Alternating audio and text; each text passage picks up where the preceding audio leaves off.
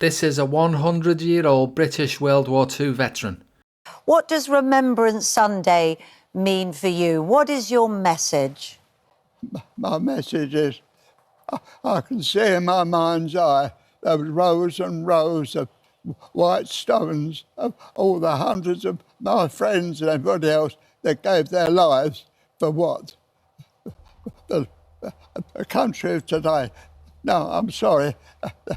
The sacrifice wasn't worth the result that it is now. Now, I would love to know if there are any Australian veterans who feel the same way as this man. Are you happy that your children, grandchildren, great-grandchildren are now destined to rent or be homeless forever in the country that you fought for, just because one man has decided to let in millions of people from around the world, just because he wants to keep the GDP growth in positive territory and the housing Ponzi alive? Are you happy that the democracy that you fought for consists of a choice between one side of a treacherous UNIPARTY or the other? At this point, when the parties are the same, it is actually as close to a dictatorship as you can possibly get. Especially when you see how complicit in the country's downfall the mainstream media are. When they talk about the housing crisis, they refuse to acknowledge immigration, and it is always a supply problem with them. But it's not a supply problem, is it? It is 100% a demand problem, and that is obvious for anybody who is capable of critical thinking. Young people who are having their futures stolen from them get to choose between Dutton or ALBO, or now Lee or ALBO. So they get to choose between having zero hope or having no hope.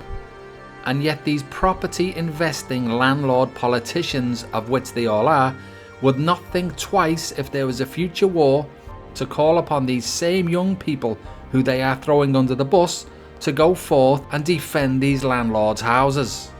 The young people won't be going and defending their own homes because they have been locked out of home ownership.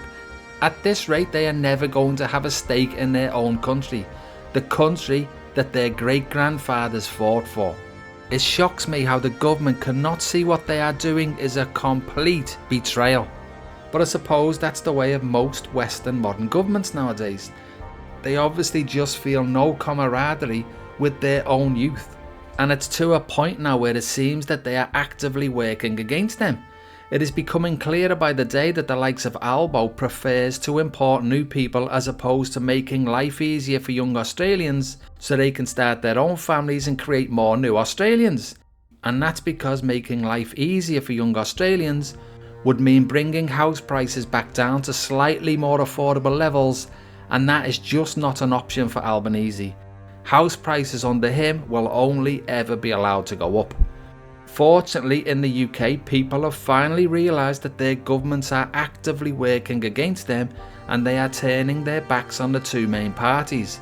Hopefully, more Australians will work this out too before it's too late for all future generations. That's if it's not already.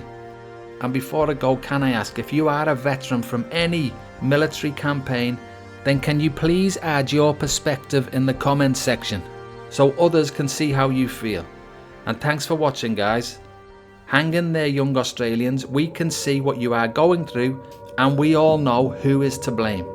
The UNIPARTY's days are hopefully numbered, and the sooner everyone realises this, the sooner Australia can start to heal. So please like and subscribe, guys, and I'll see you on the next one, eh? Cheers for that.